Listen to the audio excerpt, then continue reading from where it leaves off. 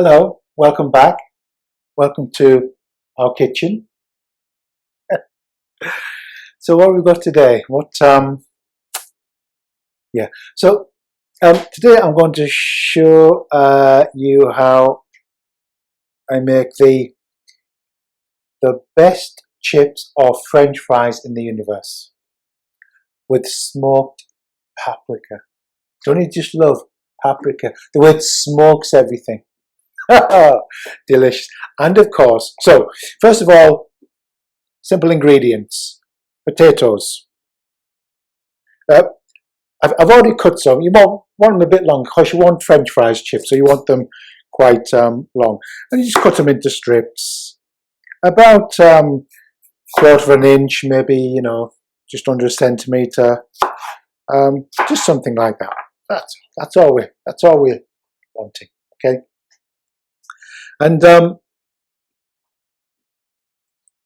smoked paprika. And of course, you're not going to be surprised, but it's not garlic cloves, it's garlic granules. That's what we've got for this one, okay? And of course, salt and pepper and olive oil. That's it. And these guys, they're absolutely delicious, okay? So all I got this recipe, I adapted it from Spain on a Fork, I think they call it. It's a program or a channel. Yeah. And so what you want to do, you want to chop your potatoes, but then you soak them in water for at least half an hour. Get rid of all the starch. Okay? That's what you do. Then put them in a colander and wash all the starch away. Okay? And then you need to dry them, which I've got some here, drying. You need to dry them properly. Okay? And I'm going to show you what I do. But I want to share a story with you. People often ask me, so what are you doing when you're meditating? And I'm going to tell you a story which illustrates the purpose of meditation, if it's got a purpose. I don't like to give meditation a purpose really, but people want one, so you've got to concede something. People want some idea of what it's about.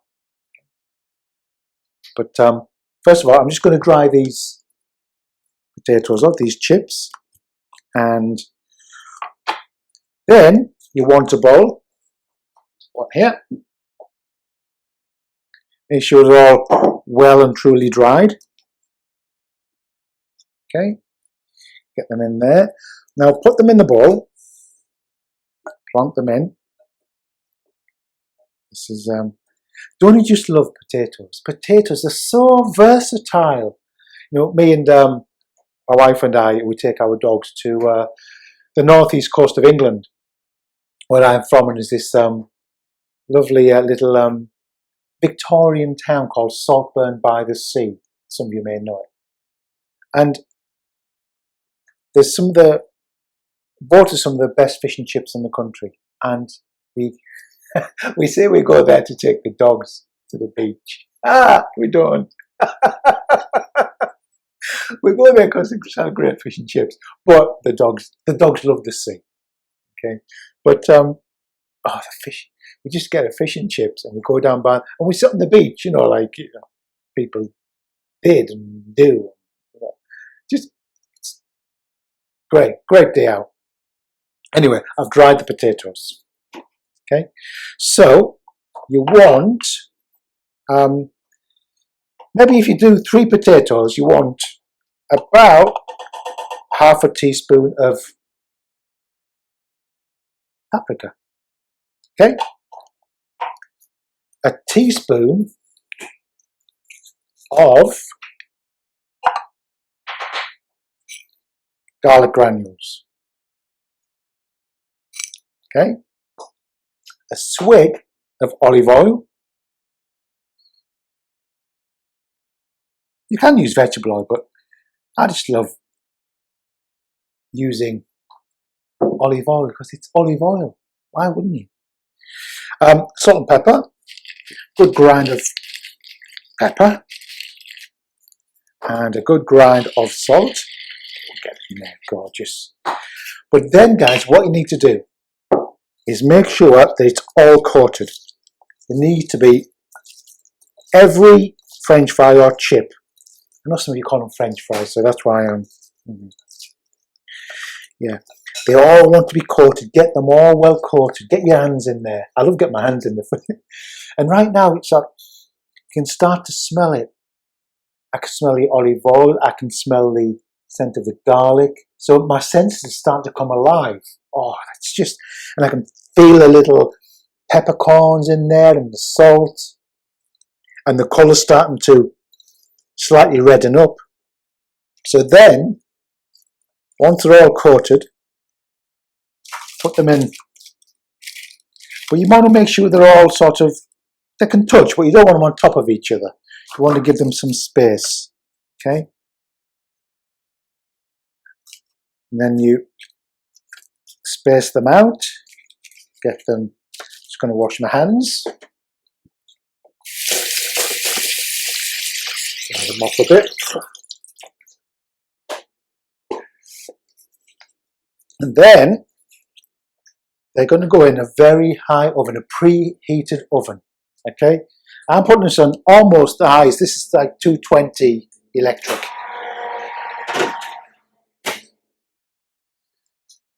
I want to come back to the story. When I was a young boy, my mum used to take me to we've got a dripping tap. And if I put it over there, drip on the edge of the sink or the colander, can't hear it. So she used to take me around to my grandmother's, my nana's, or in Italy it's nonna. Nonna. I like the word nana because I knew her as Nana. We called her, oh, hello, Nana. So my mum used to take me around, and it was only about half a mile away, and would see her front door, and I would run into her house. I was about 7, 8, 9, and I would run in. And she'd be sitting there by the fire. It always seemed to be a winter, I don't know, by a fire, with a cigarette, as they did in those days, and a newspaper. And she'd sit and she'd put her paper down. She'd say, "Come here, son, give me a kiss. You lovely little thing." You're lovely. And she kissed me all over. And my mum might say something like, he's been naughty, or hasn't washed behind his ears or whatever, or he hasn't cleaned up his room. And she'd say, my nana would say, I don't care. You go to work, leave him with me. Come here. I felt very special, of course. Very special. And she had 13, 14 grandchildren. I'm sure she tried to all the same, but I wasn't bothered. I was just the special one. And it's not that she ever, she never corrected me. She did, but she always did it with love. She disciplined me. I couldn't just do anything. But she just welcomed me, everything about me. She had what in Zen Buddhism it's called Sobo Mind or something like that. Don't quote me on that, but it's Sobo Mind is the way I read it anyway. And what it translates as is grandmother mind. And that is what we are cultivating or developing in meditation. We're welcoming everything about ourselves. Those things we're embarrassed about or ashamed about. What we feel, when we're feeling guilty, we have to learn to welcome everything into the space of awareness. So when you're sitting in meditation, or when you're walking, doing anything, we welcome any sad feelings or happy feelings. We welcome the senses. Here, these senses alive. And we welcome those sad feelings, those feelings of shame. So what we are cultivating with meditation is grandmother mind, nana mind, nonna mind.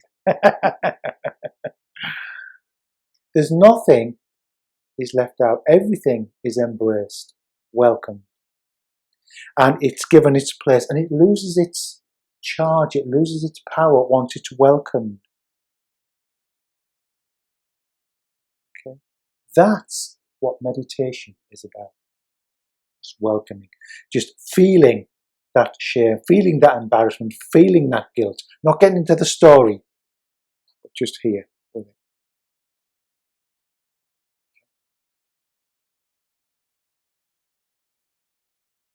Just pause with me. Just let that sink in.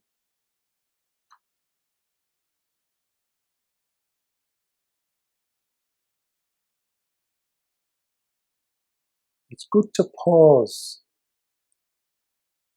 That enables us to connect with what's going on. Oh, I feel sad. I feel happy. I feel delight. I feel inspired. Whatever it is, doesn't matter what it is, we welcome it. So they take around about 20 to 30 minutes. As I say, hi. What I forgot to mention is parchment paper, greaseproof paper in the bottom of the baking tray. Okay, and just take them out. Look at those, guys. Look at the colour of those. Eh? Colour, the smell. I can smell the smokiness of the paprika, the garlic, the look. I love crispy golden brown chips or French fries. Oh, yeah. Delicious. So remember, grandmother mind means embracing the pleasure, the joy, the smell, the taste, the look of them.